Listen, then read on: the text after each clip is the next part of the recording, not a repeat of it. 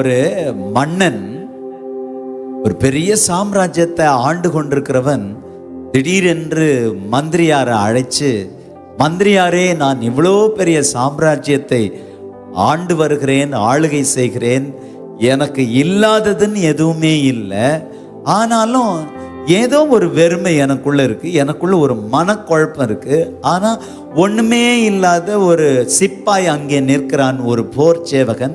அவன் முகத்துல எப்ப பார்த்தாலும் சிரிப்பு இருக்கு, மகிழ்ச்சி இருக்கு, பொங்கி பொங்கி மற்றவங்க கிட்ட பேசுறான், சிரிக்கிறான், எதை குறித்து கவலைப்படாமல் இருக்கிறான். அதை நினச்சி பார்க்குறப்ப எனக்குள்ள அவனை பார்க்குறப்ப பொறாமையா இருக்கு அப்படின்னு ஒன்று மந்திரியார் சொன்னார். 99 ஆட்டம் அவன்கிட்ட கொடுத்து விட்டால் எல்லாமே மாறிவிடும் அப்படின்னு ஒன்று அவர் சொல்றாரு. 99 ஆட்டமா?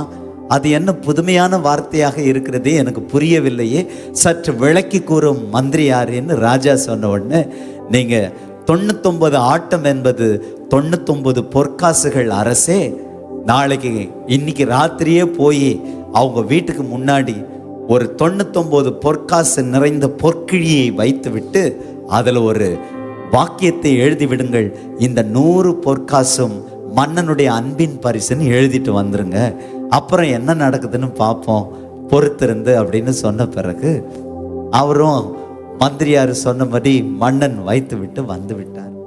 ராத்திரி பார்க்கிறான் அந்த போர் சேவகன், என்னடா பொற்கிழி வந்திருக்கிறது என்று அதை எடுத்துட்டு போய் எண்றான்.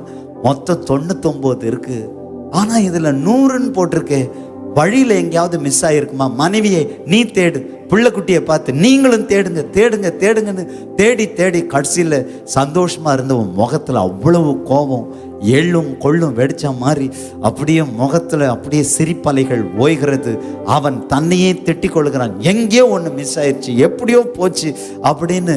மனைவி மக்கள்கிட்ட இருந்த சந்தோஷம் பறிப்போய் அடுத்த நாள் அரசவைக்கு வருகிறான். மகிழ்ச்சியோடு இருந்தவனுடைய முகத்தில் அவ்வளோ அதிருப்தி, மன வருத்தம், மனவேதனை.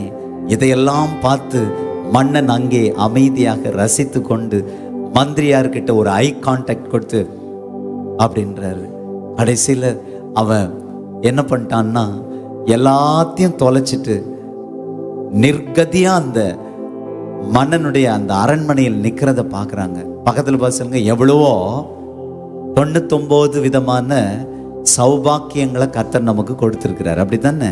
ஆனால் ஏதோ ஒரு பாக்கியம் மிஸ் ஆனதை நினச்சி நினச்சி நினச்சி வேதனைப்பட்டு எள்ளும் கொள்ளும் வெடிக்கிற காரியம் போன வருஷத்தோடு போகட்டும், இப்போ தான் உங்களுக்கு புதிய ஆரம்பத்தை கர்த்தர் கொடுக்குறார். அல்லேலூயா.